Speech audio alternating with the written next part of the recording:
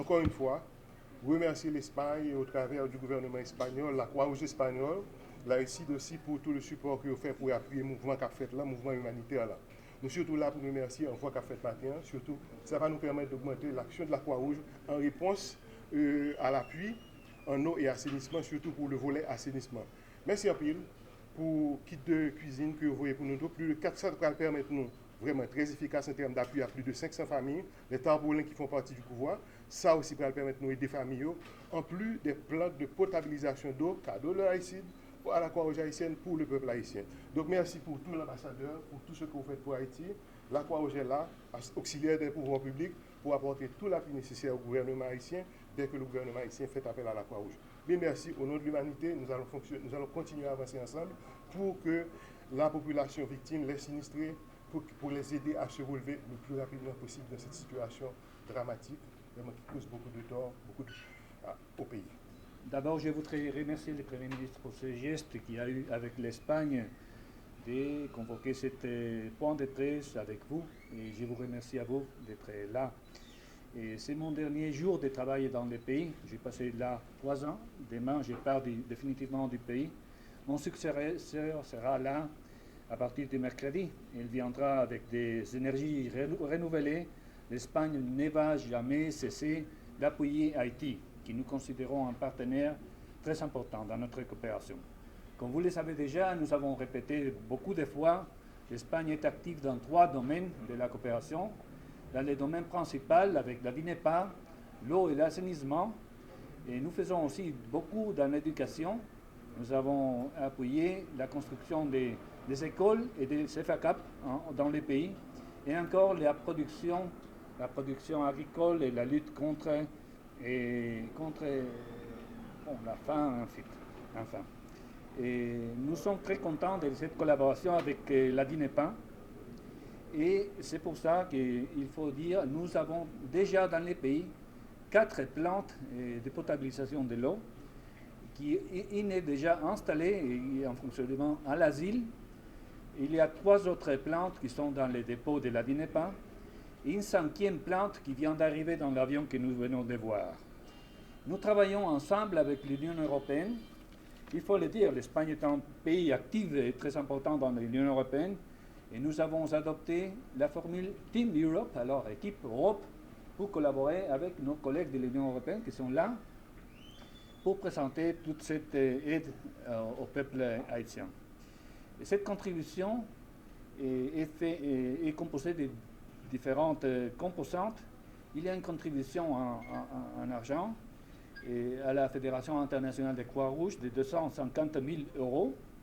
Il y a aussi une contribution très importante des experts espagnols qui sont arrivés précisément pour mettre en fonctionnement ces plantes de potabilisation.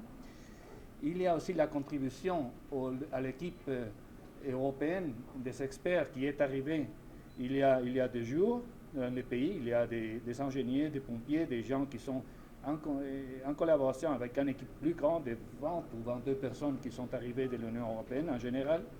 Et cet avion, concrètement, nous apporte 1008 kitchen kits. Alors, ce sont des petites équipes de cuisine familière avec un petit réchauffe. Je crois que vous utilisez ce mot, des petites cuisines, et avec les plats, tous les instruments pour qu'une famille peut manger. Il y a aussi 720 prélats, bâches, j'ai appris ce mot en haïtien, en créole. Il y a équipement médical orthopédique, il y a des médecines, et il y a cette plante transportable de potabilisation de l'eau avec les matériaux pour la faire fonctionner.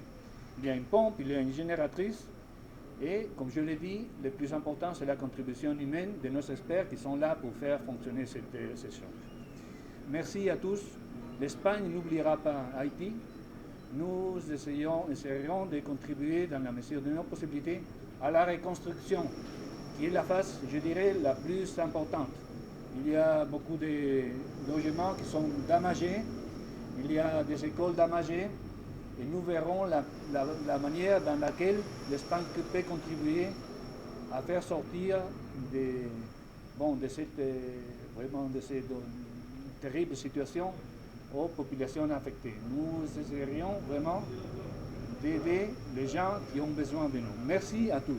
Je salue votre départ après environ 3 ans dans le pays et je profite de ce moment pour vous remercier du dynamisme et de la détermination dont vous avez fait preuve pour renforcer les liens d'amitié et de solidarité qui existent entre la République d'Haïti et le Royaume d'Espagne pendant votre mission ici en Haïti.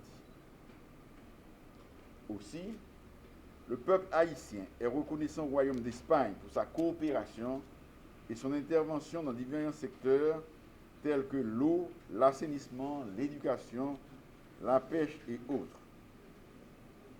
Ce matin, nous venons de recevoir un avion de votre pays, l'Espagne, contenant de l'aide humanitaire à la suite du tremblement de terre meurtrier du 14 août 2021, qui a affecté plusieurs régions de la presqu'île du Sud, et je vous en remercie donc vivement. Votre contribution remarquable aux efforts d'assistance au profit de la population haïtienne ne sera pas oubliée. Monsieur l'ambassadeur, la situation reste préoccupante dans les zones affectées. Le gouvernement, grâce au support des partenaires internationaux et des pays amis, a déjà permis le déploiement d'équipes de secours, de sauvetage et de recherche sur le terrain. Nous donnons la garantie à tous nos donateurs que nous continuerons à faire montre de rigueur et d'efficacité dans la gestion de l'aide à travers la direction de la protection civile.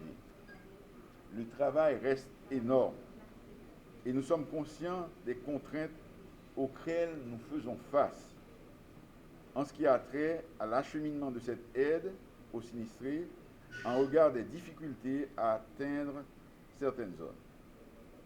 En dépit de tout, nous multiplions au quotidien toutes les stratégies en vue d'atteindre le maximum de compatriotes en souffrance. Parallèlement, mon gouvernement s'engage à poursuivre ses efforts afin de trouver dans les meilleurs délais un accord politique pour une gouvernance apaisée et la stabilité. Une fois de plus, je salue l'élan de solidarité et d'entraide de nos partenaires et je tiens à remercier particulièrement le Royaume d'Espagne pour la célérité avec laquelle il a eu à supporter son plein soutien à notre pays. Monsieur l'ambassadeur, au nom du peuple haïtien, au nom de mon gouvernement et à mon nom propre, je vous souhaite tout le meilleur dans vos futures fonctions. Le gouvernement a sorti une note pour déplorer l'action qui était faite dans la zone sud, côté que vous avez attaqué des convois foot fort de pour. Nous continuons à demander pour la population rester calme, pour ne pas continuer à faire ce type de bagages parce que c'est dans l'appui, dans la solidarité que l'aide là a privé plus efficace. Donc le gouvernement a demandé pour tout le monde rester calme, pour ne pas continuer à ce type de pratique. Donc nous continuons à demander solidarité à tout le monde, la presse là particulièrement, la société civile et partis politiques et tout citoyen qui sentit que jeudi a son moment important pour eux et porter coup de main pour aider les gens qui sont en souffrance.